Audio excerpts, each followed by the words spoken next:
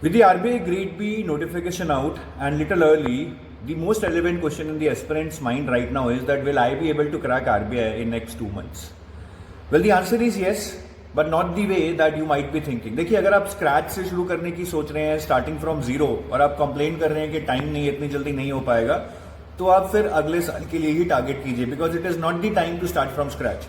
But हाँ, अगर आप स्मार्ट वर्क करें and if you think that you know already 40-50% of the things and you can leverage that, then it's the time you start preparing. आपको 3 चीजें करनी है. पहली चीज, आपको सिलेक्शन माइंडसेट में जाना है, प्रिपरेशन माइंडसेट में नहीं.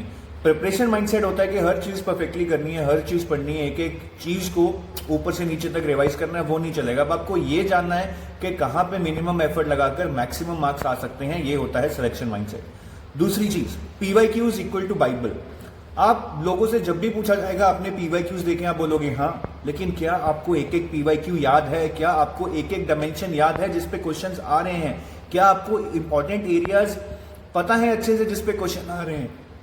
क्योंकि जब तक आपको ये नहीं पता होगा आप कंटेंट को फिल्टर ही नहीं कर पाएंगे. उसके बाद आप जितना मर्जी पढ़ लीजिए, आपके पास टाइम ही नहीं होगा इंपॉर्टेंट चीजें खत्म करने के लिए.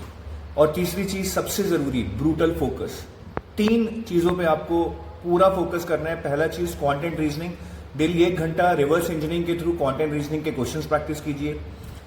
दूसरी चीज करंट अफेयर्स. मिनिमम 3 घंटे आप डेली करंट अफेयर्स पे लगाइए. करंट अफेयर्स एक बहुत इंपॉर्टेंट डायमेंशन है, सिर्फ फेज 1 के लिए नहीं बल्कि फेज 2 के लिए भी. और तीसरी चीज, अगर टाइम मिले, ये दोनों टास्क करने के बाद प्रायोरिटी 3 होगी कि आप 1 घंटा एफएम को पढ़ लें या उसकी आंसर राइटिंग कर लें. I think that would be all. इससे आपकी फेज 1 की नहीं बल्कि फेज 2 की प्रिपरेशन भी ऑलमोस्ट ट्रैक पे आ जाएगी. It's easier said than done, but कहीं तो स्टार्ट करना पड़ता है कहीं भी पहुंचने के लिए. All the best.